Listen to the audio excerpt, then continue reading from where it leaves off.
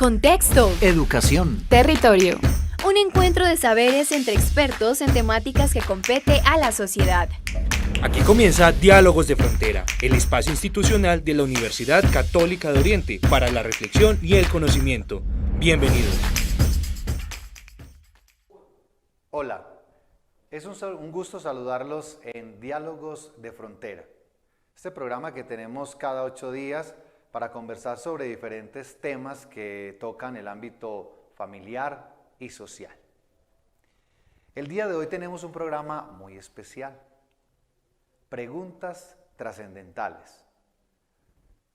En las conversaciones familiares aparecen conversaciones sobre el cielo, infierno, purgatorio, juicio, qué pasa después de la muerte. Recién teníamos un programa sobre la muerte.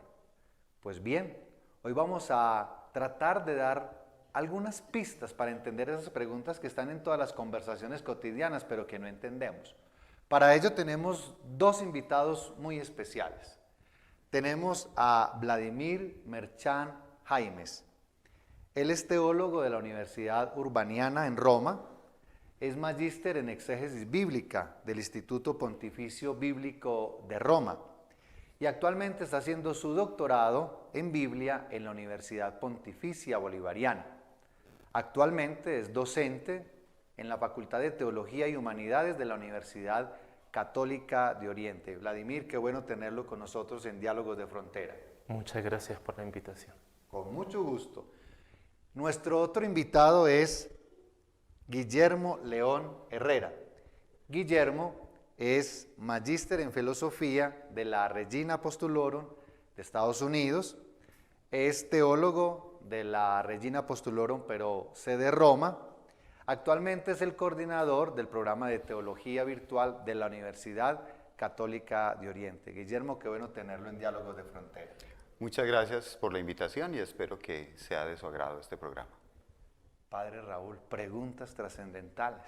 Esas preguntas, esas conversaciones que en las familias tenemos todos los días, pero que tal vez no tenemos quién o cómo abordarlas de la mejor manera. Entonces no son preguntitas, sino preguntas. Me alegra mucho estar con los compañeros de la Facultad de Teología, Guillermo, Vladimir. Bienvenidos a este espacio Diálogos de Frontera. Y hoy sí que es Diálogo de Frontera. Así es, Padre. Ya regresamos, queridas familias, para que empecemos a desarrollar nuestro programa.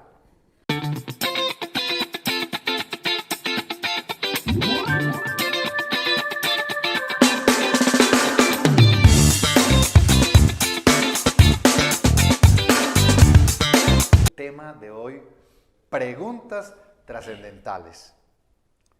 Padre Raúl, ¿por qué es importante creer que hay algo después de la muerte? El tema de esperanza, comunión de los santos, alma, que es el bloque precisamente que vamos a desarrollar con el doctor Vladimir y con el doctor Guillermo. Padre, ¿qué podemos decir para introducir este primer bloque de reflexión en Diálogos de Frontera?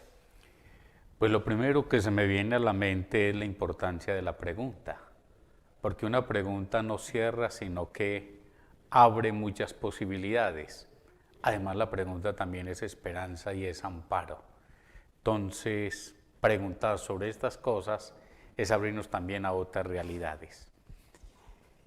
En esta misma perspectiva, ese concepto de que hay más allá de la muerte y cuál es el concepto de alma, me parece que son dos conceptos que están muy unidos entre sí, porque empezamos a hablar del alma y uno podría preguntarse, ¿el alma es espiritual? Y si es espiritual, ¿cómo supera tiempo y espacio?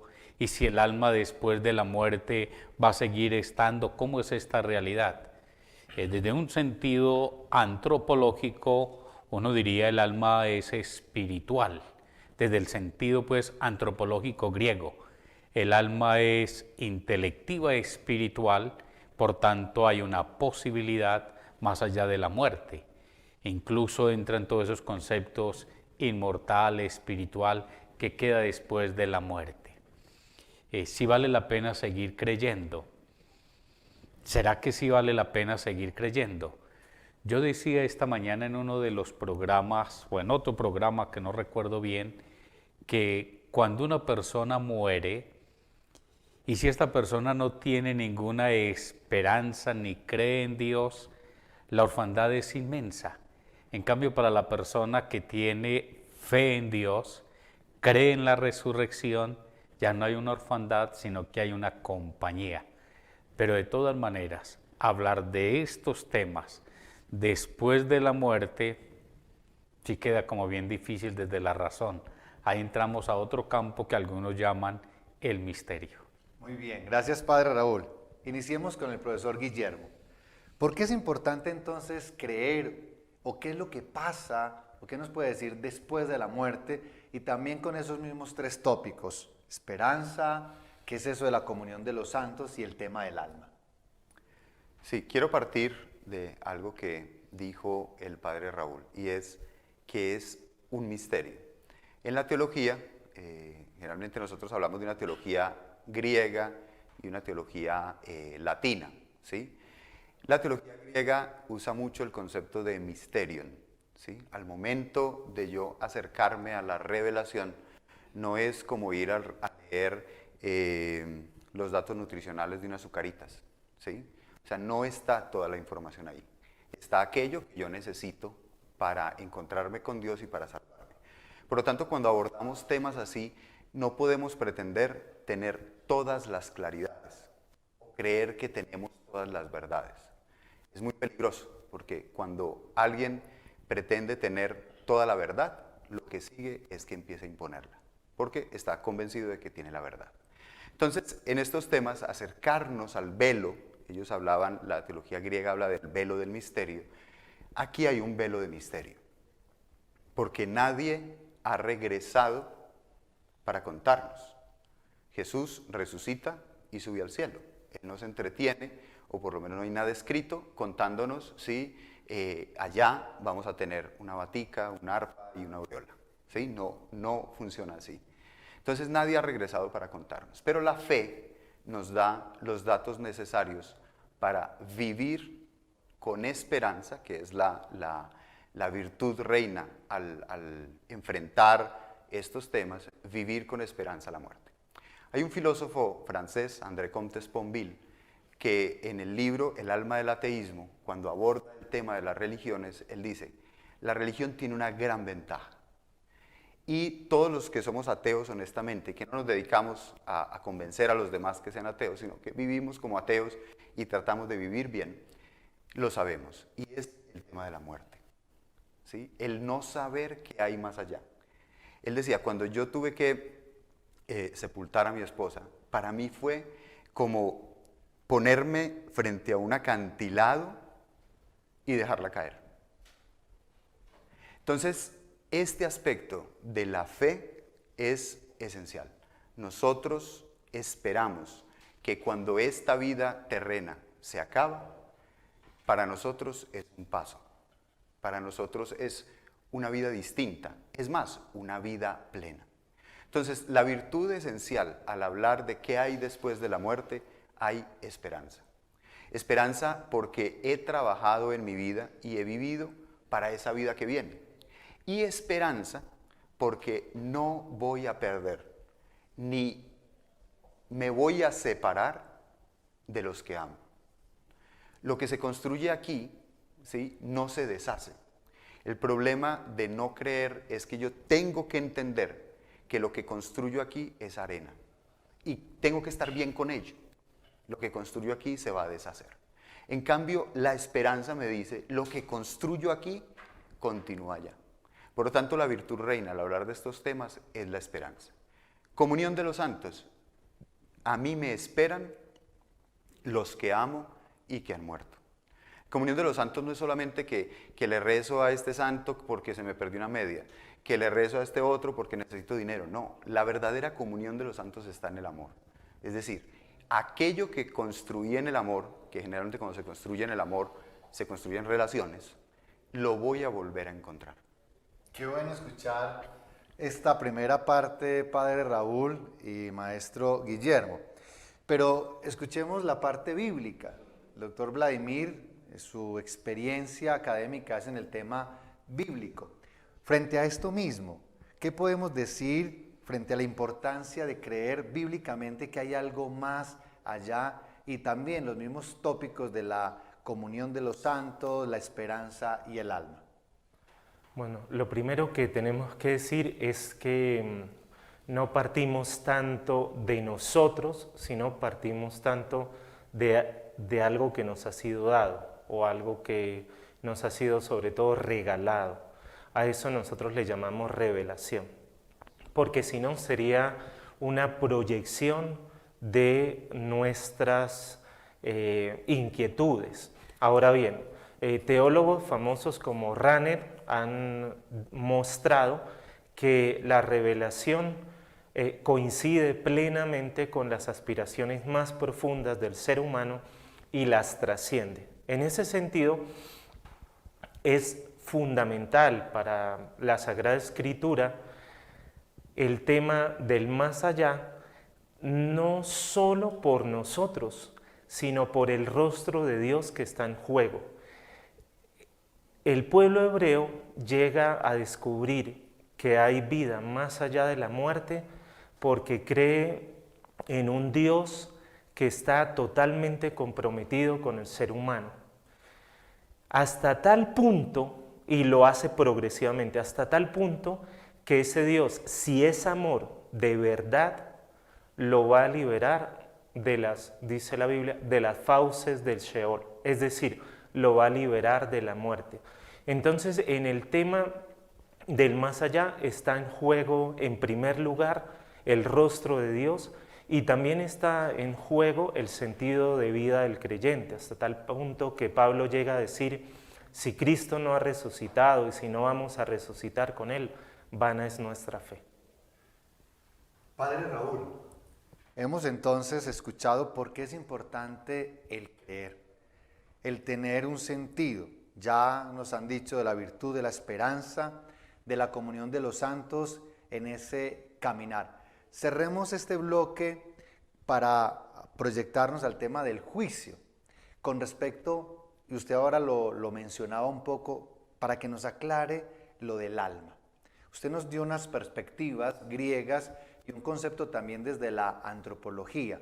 ¿Por qué normalmente las personas, y todos hablamos de las almas o de las ánimas, qué es eso? Que parecieran como unas figurillas o como algo que podemos tocar, llamar, invocar en cualquier momento. Yo creo que es bueno como aterrizar ese concepto para que nos vamos haciendo una idea un poco más teológica, por así decirlo.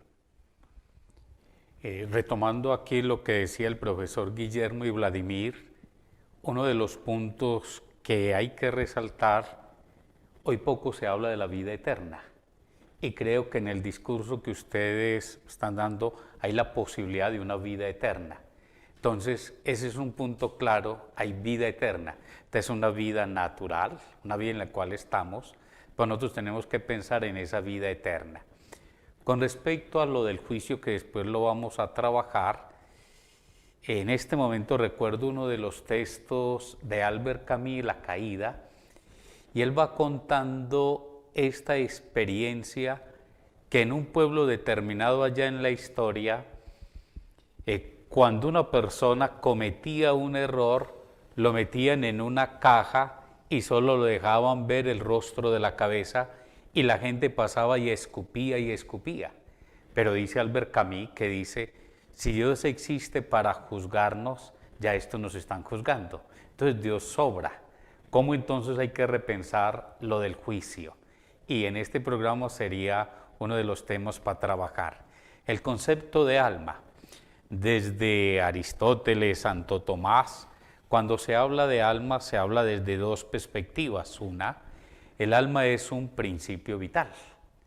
El vegetal, principio vital, nace, crece, se reproduce, principio vital.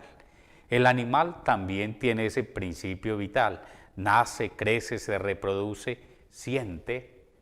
Pero viene la otra parte que es, el alma también es principio de operaciones. No solo es principio vital, sino también es principio de operaciones. En términos de Santo Tomás y también así de Aristóteles, principio de operaciones. Principio de operaciones, por la inteligencia el ser es abierto a la verdad, por la voluntad el ser tiende al bien. Entonces, verdad y bien, que no siempre, el bien no siempre es lo útil o no útil que tiene el animal, entonces aquí hay una finalidad del bien, hay algo que está más allá espiritual.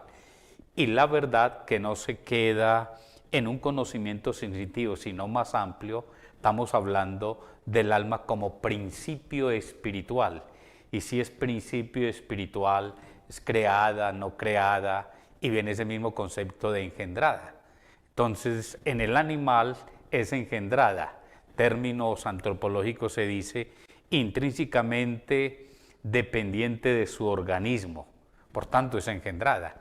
Cuando una perra cría, está dando a unos perros que fueron engendrados, no creados.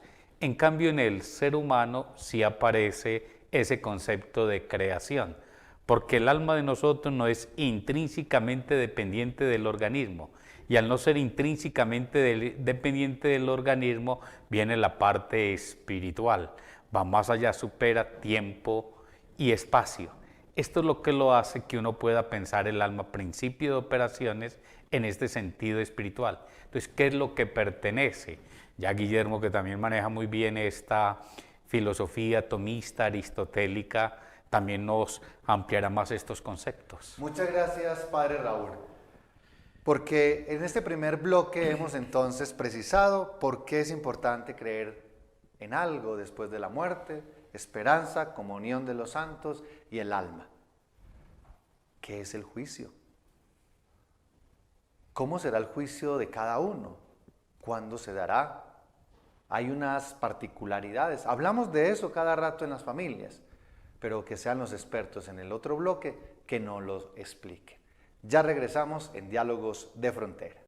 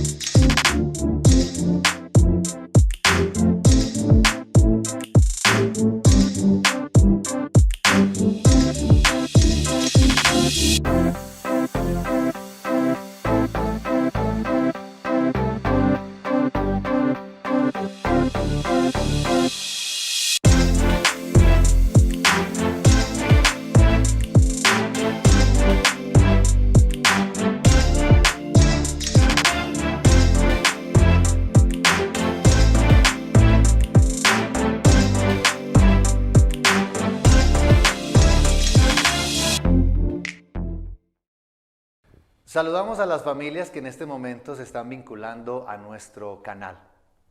El día de hoy sobre las preguntas trascendentales, esas preguntas que nos hacemos en la cotidianidad del hogar, en la familia y que discutimos bastante, pero que hoy hemos querido traer unos expertos para que nos amplíen la perspectiva. En este segundo bloque vamos a hablar de algo que es el juicio. ¿Qué es eso del juicio? ¿Qué es, por un lado, y de qué va a ser el juicio? ¿Cómo nos van a enjuiciar? Porque ese término hay veces genera escozor o tanta duda. Arranquemos con el profesor Vladimir, en perspectiva bíblica. ¿Qué es esto del juicio? ¿Y cómo lo podemos entender y cómo va a ser? En el Nuevo Testamento hay un cambio muy brusco en el tema del juicio respecto al Antiguo Testamento, porque en la primera parte del pueblo hebreo se pensaba que la materia sobre la cual nos iban a juzgar o el contenido tenía que ver con elementos religiosos. Nos iban a juzgar por la pureza sexual, nos iban a juzgar por cómo habíamos cumplido con la liturgia, con cómo habíamos realizado los sacrificios, o sobre todo si habíamos tenido clara la doctrina de la Torá y si cuidábamos esa doctrina y creíamos en esa doctrina. Lo increíble de Jesús de Nazaret es que viene a plantear que el juicio no va a tener que ver con nada de eso. El juicio no se da sobre aspectos religiosos o espirituales, sino se va a dar sobre aspectos humanos. Es decir, cómo me relaciono yo con el vecino, cómo me relaciono yo con mi esposa, cómo me relaciono con mis hijos, pero sobre todo, cómo me relaciono yo con el más necesitado. Entonces, al fin y al cabo, ¿sobre qué nos van a juzgar? Como diría San Agustín, al atardecer de la vida nos van a juzgar solamente sobre una cosa, sobre cómo hemos tratado a los más débiles de la sociedad, fundamentalmente. Que es lo que hemos escuchado al final de nuestros tiempos, seremos juzgados en el amor a los más cercanos.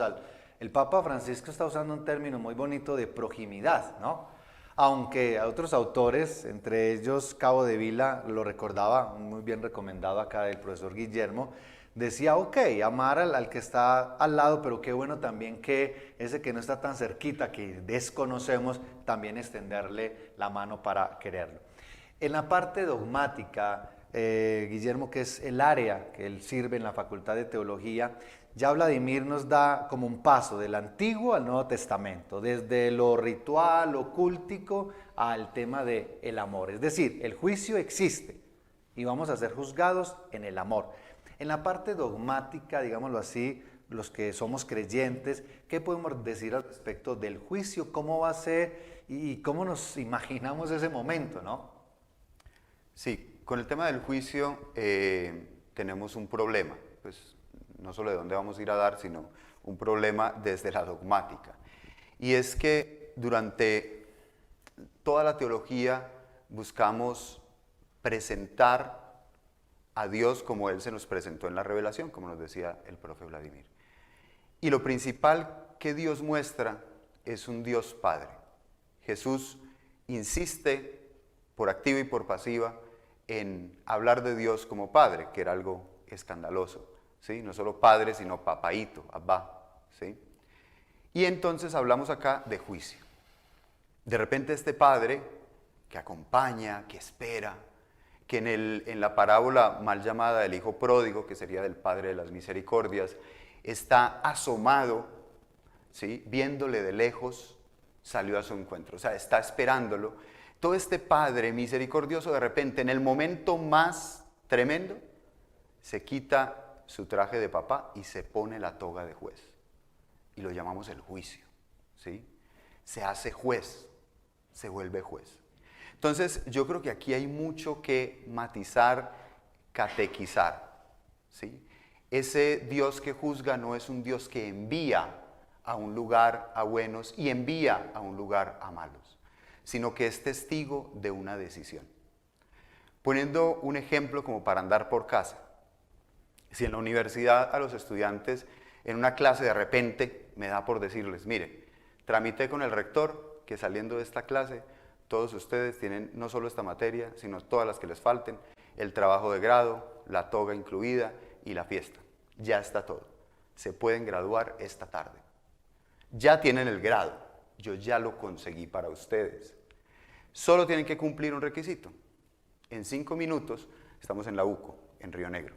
En 5 minutos tienen que estar tocando a la puerta de mi casa. ¿Quién llegaría de ellos? Todos. Ninguno. Porque estamos en Río Negro, en la UCO, y yo vivo en el Carmen de Viboral. No llegas en 5 minutos. Por lo tanto, el juicio no es sobre algo que eres, sino sobre en vida si has buscado estar donde está Jesús. Se trata de eso. En el momento de ese juicio, ¿sí? Lo único que va a pasar es que ese Jesús, que sigue siendo Padre, que sigue siendo misericordia, va a testimoniar que no estás donde deberías estar, que elegiste durante todo el trayecto de tu vida no estar donde deberías estar. Por lo tanto, no es algo que te coja de sorpresa, como que, ¿ah, yo? No, realmente, basados en el Evangelio, Jesús nos dio las respuestas al examen. Tuve hambre y me disteis de comer. Tuve sed y me disteis de beber. Y ojo con esta, ¿sí? Estaba desnudo y me visitasteis. No, estaba desnudo y me vestisteis. Ojo que esa sí no se puede confundir. Por lo tanto, las respuestas ya nos las dio. ¿Qué va a pasar? yo tengo que estar donde Él ya me dijo que estuviera. Por lo tanto, el concepto de juicio como un Dios que envía es más un Dios que da testimonio de cómo hemos vivido. Y esto es muy bonito porque valoramos más la vida como resultado de lo que será el juicio que esperar el juicio que nos traerá sorpresas. No va a traer sorpresas, va a testimoniar lo que elegimos. Por eso en las tradiciones antiguas, en nuestras familias, se valora tanto la vida de cara a la eternidad. De hecho, había una ejaculatoria que ya no está, que decía, de la muerte repentina, líbranos, Señor. Todavía lo hacen los abuelos. ¿Cuál es el sentido? El sentido es tener un tiempo para poder evaluar si estoy donde tenía que haber estado. Y si no, en ese tiempito que me queda, poder ponerme al día. El peligro, esto es otro tema, si algún día nos vuelven a invitar, esto es otro tema que es el tema del pecado, el tema del pecado. La tragedia del pecado no es la gravedad de lo que cometo, porque Dios perdona así. Perdona al niño que antes de hacer la primera comunión se confiesa de que le jaló la trenza a la hermanita, como perdona a una persona que ha hecho atrocidades. Lo perdona igual y con la misma rapidez. ¿Cuál es lo trágico del pecado? Que no sabemos si vamos a tener tiempo de arrepentirnos. Por lo tanto, vivir de cara al juicio es vivir de cara al Dios que va a dar testimonio como Padre de que verdaderamente hemos estado buscando quedarnos con Él por la eternidad. El juicio. Profesor Vladimir, ¿querías complementar algo para cerrar este segundo bloque? En el Evangelio es muy importante una advertencia que hace Jesús por medio de la parábola, de una parábola a los fariseos. Cuando a veces nosotros nos centramos tanto en el juicio, podemos caer en el error de no dejar ser Dios a Dios y de querer ocupar el lugar que solo le pertenece a Él. Si bien es cierto que Jesús dijo, como acabo de decir y acaba de ratificar el profesor en Mateo 25, básicamente de qué nos van a juzgar, también es cierto que Él deja una parábola que dice, pero al final, Dios solamente será el único que podrá escrutar lo que hay en cada corazón humano.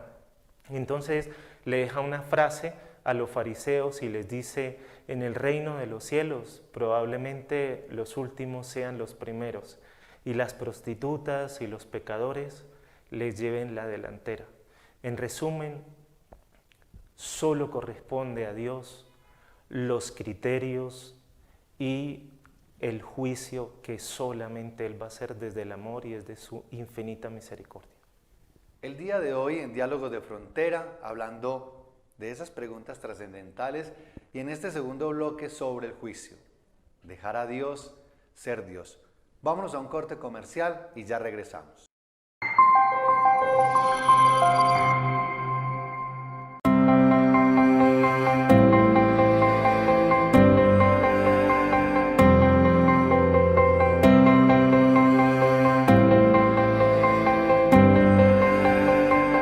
Investigar en la práctica implica el fortalecimiento de disciplina, pues sus evidencias influyen en los avances de la educación, en la misma práctica y en el sistema de salud. En el obrar es donde se viven las situaciones reales a las que se enfrenta el profesional de enfermería.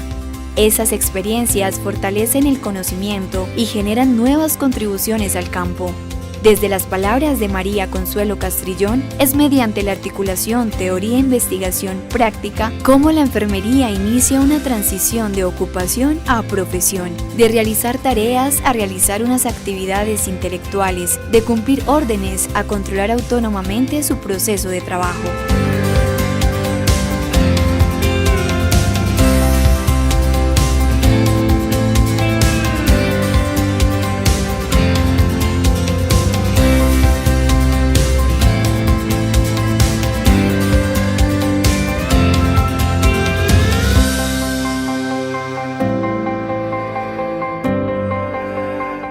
Continuamos en Diálogos de Frontera en este tercer bloque sobre una pregunta que surge en momentos de crisis, de enfermedad, de guerra, de duelo. Dios, ¿dónde está Dios? ¿Qué pasa con Dios cuando tal vez creemos que Él está en silencio ante el dolor del enfermo, de la muerte de un niño, de un ser querido? Inclusive le hacemos un reclamo en estos momentos a Dios. Este tercer bloque va a estar dedicado a eso. Padre Raúl, qué bueno que nos introduzca este tercer bloque en relación a ¿dónde está Dios? El silencio de Dios. ¿Existe silencio de Dios? ¿Y dónde está Dios en la enfermedad, en la guerra, en la destrucción? Bueno, aquí viene un primer tema y es el de la libertad del ser humano. Porque en algunos momentos se cree o piensan algunos que Dios es el causante de la enfermedad o Dios es el causante del mismo mal. Es el ser humano quien a través de sus decisiones, al no responder a lo que Dios quiere, puede causar el mal, como primer punto. El Papa Benedicto XVI, cuando fue a visitar los campos de concentración en Auschwitz, inicia una de sus reflexiones con esta pregunta: ¿dónde estaba Dios en la muerte de todas estas personas? Y responde él mismo en su reflexión: Dios estaba en el sufrimiento, estaba en cada una de las víctimas. Ahí estaba presente Dios en ese silencio. Y una tercera posición que nos puede ayudar aquí a reflexionar sobre este tema de Dios es la que dice Karl Jasper cuando, después de que quedó destruido por la segunda bomba atómica, perdón, la Segunda Guerra Mundial, cuando se lanza la bomba atómica, que quedó todo destruido, Karl Jasper dice: ¿dónde estaba Dios? Y él mismo responde: empecemos ahora, solo Dios quedó. Empecemos desde Dios, que Dios solo quedó, a reconstruir. Entonces son estas tres miradas: la libertad, cómo estaba Dios, está en el sufrimiento de cada persona, y tercero, que solo Dios quedó. Empecemos desde ahí a construir. Profesor Vladimir, el Padre Raúl nos introduce un poco ese tema de Dios, el silencio de Dios. ¿Dónde estaba Dios? En la perspectiva de lo que usted maneja, ¿cómo entendemos que se permita la enfermedad, la guerra, la destrucción, la injusticia, cuando creemos en un Dios que tiene, digamos, unas características que serían todo lo contrario? Desde la revelación bíblica, nosotros no tenemos un Dios como los psicólogos actualmente llaman una mamá o un papá helicóptero, que está encima siempre de sus hijos y que no les da autonomía para funcionar. El mensaje bíblico nos dice que el Dios de la Biblia le da una gran libertad a los seres humanos para tomar multitud de decisiones, pero no solo le da libertad a los seres humanos que son sus hijos, sino también le da autonomía a su propia obra creadora, al cosmos. Y ese cosmos tiene sus propios dinamismos y tiene sus propias armonías y tiene sus propios elementos de caos. Entonces, a la luz de la revelación, Dios está fundamentalmente desde el lado de los más necesitados, desde el lado, como decía el Padre, de las víctimas, cuando está diciendo Jesús: tuve hambre y me diste de comer, pero al mismo tiempo respeta profundamente su creación. Gracias, profesor Vladimir. Profesor Guillermo, ¿dónde está Dios? ¿Dónde está ese Dios amor que permite el odio? ¿Dónde está ese Dios que permite que nosotros, ante una mamá o un papá que tal vez pensamos que debe estar más tiempo con nosotros, muere?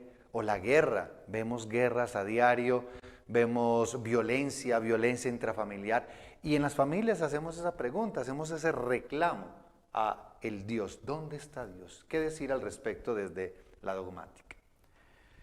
Sí, cuando hablamos del juicio y de qué hay después de la muerte, remarcábamos muchísimo la virtud de la esperanza. Ante esta pregunta debemos abordarla desde la virtud de la fe. Dios está en el que sufre, está con el que sufre, ¿sí? Cuando en esa zarza ardiente Dios se presenta a Moisés, ¿sí?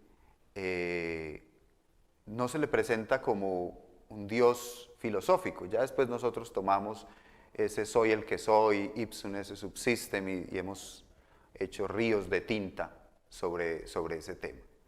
Pero en el fondo lo que él quiso decir, yo estoy, no me vengas a contar que yo estoy, no me vengas a decir que yo he estado ahí. Pero esto es muy fácil decirlo. Primero hay que sufrir. Y uno de los aspectos que hay que quitar sobre la mesa es atribuirle a Dios todo lo que pasa. El gran problema con el sufrimiento o con el dolor es que creemos que Él lo trajo. Sucede mucho en Semana Santa, sucede mucho en la vida espiritual de muchas personas que dicen, voy a cargar esta cruz que Dios me dio, voy a cargar este dolor que Dios me dio, voy a llevar este sufrimiento como Cristo nos trajo la cruz. No, Cristo nos trajo la cruz. Cristo nos trajo la redención y lo hizo de una manera tan humana que se embebió en lo más humano que tenemos, y es en cómo nos tratamos. A Jesús lo trataron como nos tratamos. La encarnación es tan real que Jesús sufre como sufrimos. Él no trajo el sufrimiento, Él adopta y toma el sufrimiento para que el sufrimiento se haga camino de encuentro. Pero se necesita la fe. Es injusto pedirle a alguien que no ha hecho una experiencia de Jesús, pedirle que vea con fe la muerte de un ser querido. Esa imagen de la persona que se desmaya, que ya no puede respirar, de llorar porque ha muerto todo. Un padre, la madre, un hijo, y llega la persona y dice, pero usted no tiene fe. Véalo desde la fe. ¿Usted por qué está llorando si usted tiene fe? O sea, ese tipo de personas deberíamos abrir el cajón y ponerlas ahí. Porque realmente no podemos exigir y pedir una experiencia de fe a ese nivel. Hay que vivirlo como en ese momento nos salga. Es muy peligroso atribuirle a Dios todo. Sé que es muy común decir, no se mueve una hoja de un árbol si no es voluntad de Dios. La naturaleza tiene sus leyes. La hoja del árbol se cae porque hizo viento. O sea, no fue Jesús que sopló la hoja del árbol y luego la otra y luego las otras porque estamos en otoño. No, Dios permite, como decía el profesor Vladimir, que la vida siga, pero jamás deja de acompañar. Entonces, ante el dolor y el sufrimiento, casi que terminamos como empezamos. Misterio. El velo del misterio. No hay una respuesta para el que sufre, pero sí hay una persona que lo acompaña, que es Jesús. Gracias, profesor Guillermo. Qué bueno entonces tener estas claridades en torno a las preguntas trascendentales. Aparece el misterio, no como algo desconocido, sino como esa posibilidad de esperanza que a partir de la fe dona de sentido nuestra experiencia de vida, nuestra experiencia de fe. Y que empieza a surgir el tema del amor, del servicio, de la solidaridad y de ese caminar a partir de ese gran don que nos ha dado Dios, que es la libertad. Vámonos a un corte comercial y ya regresamos para escuchar la conclusión el día de hoy conversando sobre las preguntas trascendentales. 40 años han sido suficientes para dejar huella en una región que ha sido testigo de nuestra evolución. A lo largo de estas 4 décadas, la Universidad Católica de Oriente ha aportado desde la academia la consolidación de un territorio resiliente, que se preocupa por el desarrollo humano, empresarial, social y cultural, incentivando la esencia propia de su gente luchadora y emprendedora, que los hace únicos y protagonistas del crecimiento, progreso y futuro prometedor del Oriente antioqueño. Ciencia, innovación, academia y extensión son los pilares por medio de los cuales se hace real la misión educativa de la universidad. el servicio a la persona humana y a la comunidad, comprometida con el avance científico y tecnológico, orientada a fortalecer aportes al desarrollo de la región del Oriente Antioqueño con proyección nacional e internacional. Con el sello de la calidad como soporte de nuestro servicio educativo, y luego de entregarle al mundo y a la sociedad más de 19.000 egresados en diferentes áreas del conocimiento, identificados por su calidad humana y vocación de servicio, somos conscientes de que el proceso formativo desde el ser fortalece los pilares de la sociedad para el cumplimiento de las metas propias y conjuntas que nos permiten crecer, soñar, actuar y evolucionar hacia un mundo más humano, incluyente y capaz de sobrellevar todas las realidades y salir triunfante de ellas. Hoy, la UCO continúa siendo fiel a los principios fundacionales que le han permitido su permanencia en el tiempo y ganarse un lugar especial en el corazón de cada uconiano que ha recorrido sus aulas de clase, propendiendo por comprender la universidad del futuro, la de los niños que hoy aprenden apenas a leer y que serán quienes en algunos años nos pregunten qué clase de universidad les preparamos. El Oriente Antioqueño anhela continuar cumpliendo el sueño de región hecho realidad, y mientras exista una mínima esperanza de realizarlo, seguiremos abriendo caminos, expandiendo fronteras, siendo intermediarios, protagonistas y actores de la proyección del Oriente Antioqueño por medio de la educación. Somos UCO. Somos UCO. Somos UCO. Somos UCO. Somos UCO. Hemos llegado al bloque de nuestras conclusiones del programa Diálogos de Frontera, el día de hoy tratando de comprender mejor esas preguntas que nos hemos hecho y que cada día tal vez nos interpelan. El juicio, ¿dónde está Dios?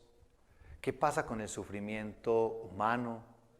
¿Hay vida después de la muerte? Dejemos entonces que nuestros expertos concluyan el programa el día de hoy y que sea un abrebocas para nuevos programas, que yo sé que hay otros temas que quedan ahí en el tintero y que requieren una reflexión. Profesor Guillermo. Para concluir, yo creo que con temas como estos, temas de frontera, lo mejor que podemos hacer es vivir. Vivir de cara a lo que nosotros creemos, para el cristiano, de cara al encuentro con Cristo, dándonos cuenta que ese encuentro solo puede materializarse en el otro. No hay manera de materializar el amor a Dios si no es en el amor al hermano. Vivir entonces viviendo de la esperanza y de la fe. Vivir sabiendo que Dios acompaña y teniendo la certeza de que cuando nuestro caminar aquí termine, esa compañía de Dios se volverá abrazo. No vivir con miedo, vivir en la esperanza del Dios que me acompaña y del Dios que al final de mi vida me va a abrazar. Profesor Vladimir, escuchamos su conclusión en el día de hoy. Tal vez ha faltado una categoría muy importante para Jesús de Nazaret cuando Él se imagina que hay más allá, y es la experiencia del reino. La experiencia del reino, Jesús se la imagina como un banquete, como una fiesta, donde hay lugar para todos y donde hay abundancia y relaciones armoniosas. Pero Jesús al mismo tiempo señala la unión tan fuerte que hay entre el más allá y el más acá. Es decir, si bien hay una discontinuidad, también hay una continuidad. ¿Qué significa eso? Significa que nosotros preparamos cada día en nuestro diario vivir qué va a ser nuestro más allá. Gracias, profesor Vladimir. Padre Raúl, qué bueno escucharlo para que cierre, como siempre lo ha hecho, y haga el encuadre de nuestro programa el día de hoy. Recojo la primera expresión con que Guillermo iniciaba este programa, y es el concepto de misterio. La razón llega hasta cierto punto. La razón no es capaz de penetrar totalmente el misterio, pero sí puede dar algunas luces con respecto a ese más allá, a ese juicio. El misterio es inabarcable, no lo podemos abarcar con la razón. El misterio es inefable, no lo podemos decir todos con la palabra. Esto muestra que nosotros somos limitados y que hay otra realidad también bien importante. Lo segundo es mirar desde dónde nos ubicamos o nos situamos para hablar de estos temas. Cuando una persona se sitúa que viene de Dios, creada por Dios, pero que va hacia Dios, se sitúa en una perspectiva de fe, se sitúa en una perspectiva también de esperanza. Pero cuando es una persona también, como nos lo decía el profesor Guillermo, atea, tiene una orfandad, no sabe hacia dónde caminar. Bien lo decía el Papa Juan Pablo II. El siglo XX, que es el siglo de los ateísmos, nos dejó con una gran orfandad, con una gran soledad. La gran soledad del ser humano es no sentir que Dios camina a su lado. Cuando yo miro el juicio más desde una perspectiva del amor y no desde el miedo, me siento acompañado. Cuando yo miro a Dios no desde una perspectiva que Él me va a juzgar, sino de una compañía, la visión mía es distinta. Y también el otro tema que decíamos de la comunión de los santos, ese encuentro con el otro que hizo bien las cosas, que tuvo un proyecto, hizo una opción por él, hace que también la vida adquiera sentido y que la muerte adquiera la esperanza. Gracias, Padre Raúl. Agradecemos a nuestros invitados, al profesor Guillermo, al profesor Vladimir y como siempre al Padre Raúl por su gentileza y a ustedes con su presencia que enriquecen nuestro programa Diálogos de Frontera. Agradecemos a Cable Plus, Televisión, la producción y todos los canales de Oriente TV que están transmitiendo nuestro programa.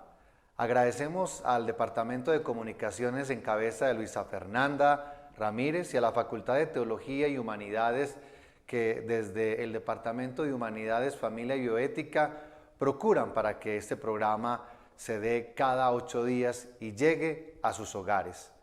Pueden vernos a través de nuestras plataformas, las plataformas de la Universidad Católica de Oriente, en nuestro canal de YouTube. Ahí pueden encontrar todos los programas que tenemos para que los puedan compartir, los puedan repetir y también nos dan sus opiniones que nos sirven para evaluarnos y siempre para mejorar.